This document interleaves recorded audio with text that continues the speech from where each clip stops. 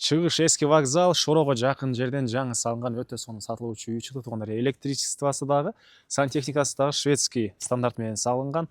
Дуалдар да сонун, местоположение жакшы, центральный канализация, природный газдарга чейин бар. Видеону жогото албайын десеңиздер, лайктан басып сактаңыздар. Сатылуучу үйгө баруу үчүн сиздер туугандар, бул жагынан Жибек жолу, Осмонкул көчөгө келип туруп эле, түндүк тарап келсеңиздер, бул жерде Осмонкул жана Жданово көчөсү кесилишет экен. Дархан деген дүкөн.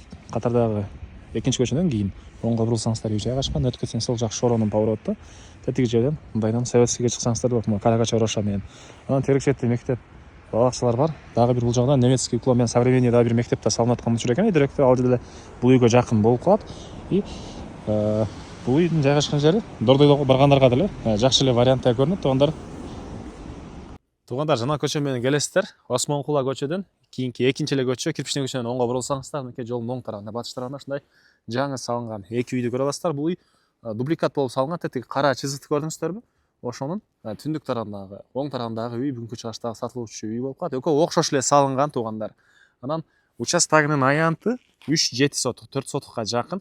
Жолдорду караңыздар, мынакей кенен, природный газ, центральный канализация, суу, свети баары бар экен. Негизинен туугандар, бул үйдү өзүм үчүн салгам дейт. Ички тарабдагы ремонттору дагы ошол электричестволору шведский стандарт менен, сантехникалар шведский стандарт менен, сырттары дагы, дуалдар дагы түз сонун болуп салыптыр. Келгенде эле байкап көрөсүздөр. Анан могу өйдө жактагы экинчиси уже сатылып кетиптир. Азыркы сатылып аткан мынакей монун түндүк тарабындагы оң жагы болуп калат. Так, участогунун аянтын айттык, чек арасы эң эле түштүк чек арасы могу Еврозаборду көрдүңүздөрбү? Ошол жерден түз сары карай кетет. Түндүк чек арасы болсо бул кошунага чейин туугандар. Негизинен бул жагынан эски вокзал тарапка деле бат эле барсаңыздар, бул жагынан Шорого жетпей Карагачева Роша эле, ошо менен Дордой тарапка деле, Советский тарапка деле бат эле барсаңыздар болот туугандар. Дордойдо иштегендер үчүн деле жакшы варианттай көрүнөт. Коросуна киребиз. Бул жерде мынакей азыркы учурда жашап жаткан бир үй. Бул деле чоң үй экен. Бул жерде эле кааласаңыздар жашай берсеңиздер болот, кааласаңыздар бузуп саласыздарбы. Анан бул жагында мынакей 3 этаж болгон, жалпысынан 286 квадрат метр болгон ушундай үй. Биринчи этажы стена кирпич, экинчи этажы газоблок, полный сейсмопояс колонналар, этаждардын отулары плита. Анан мынакей бул жак негизи кирүүчү эшиги, терезелери туугандар, могу жагында терраса дейсиз, балкон дейсизби, ошолордун чейин жасалып, арт тарабында очокунан да орду бар. Аларды да азыр видеонун жүрүшүндө көргөзөм. Бул негизи кирүүчү эшиги, салмактуудай көрүнөт, туугандар, сапаттуу окшойт. Анан туугандар, азыркы учурда бул үйдүн чыгыш тарабынын мондай сары таштары орнотулган, жылууланып. Аркы каптал жакты, арт тарабында сары таштары даяр экен. Аны орнотоюн десем уже бир аз суук түшүп калгандан орнотуп алган жетишкем жок дейт туугандар. Бул мынакей үйүнүн кире бериш прихожкасы, бул жагында кафелдер жасалган, киргенде сол тарапта общий санузел, биринчи этаждык туугандар.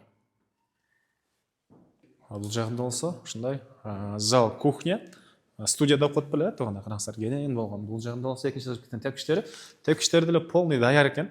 Уже заказ берилип, даяр, орнотуш керек экен. Балким сиздер алганча орнотуп коет ээси туугандар. Бул жагы мынакей кухонный мебелдин орду газга чейин киргизилген, сантехникалар орнотулган. Чыгыш тараптан ушундай бийик панорамный терезеси.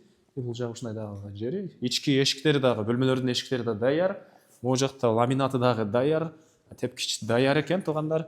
Сырттан сары таштары болбогон жерлер дагы даяр. Жана айткандай, электричество, сантехника шведский стандарт менен 1 километр 100 метрден көбүрөөк болгон ушундай электрический проводдор кетти дейт.